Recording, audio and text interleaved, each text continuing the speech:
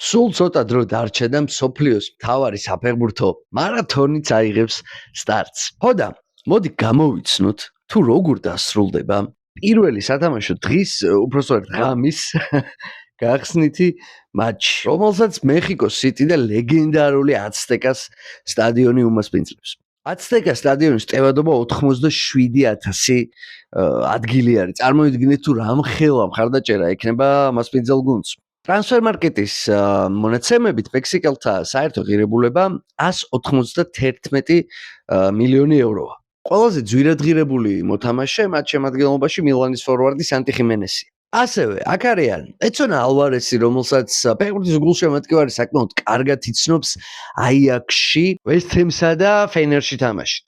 ვეტერანი ფორვარდი რაულ ხიმენესი ფულემიდან და მსოფლიოს ჩემპიონატის ყველაზე ახალგაზრდა მონაწილე ჟილბერტო მორა. მისი ასაკი მხოლოდ 17 წელია, ხოლო ტრანსფერმარკეტი მას უკვე 10 მილიონ ევრო დაფასებს. მექსიკის ნაკრების მწვრთნელი კი ძალიან გამოცდილი სპეციალისტი ხავიერ აგირეა.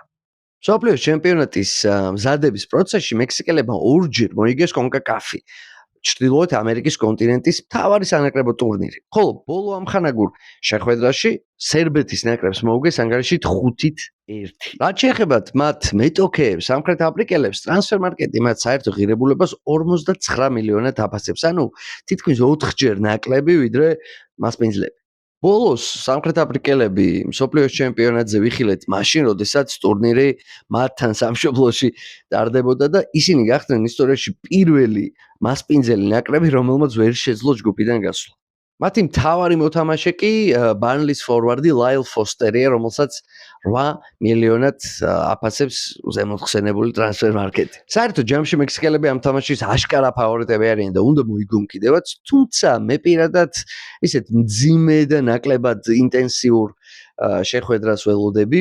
არც თუ ისე ბევრი გოლით არ მგონია საერთოდ რომ სამხრეთ აფრიკელებმა შეძლონ ამ თამაშში მექსიკის კარში გოლის გატანა. აი მექსიკელებს კი გადავსებული აცტეკის სტადიონი წესი და რიგით უნდა დაეხმაროს და ფრთებიც უნდა შეასხას. მოკლედ, სულ ცოტაც და ვიწყებთ მუნდიალს.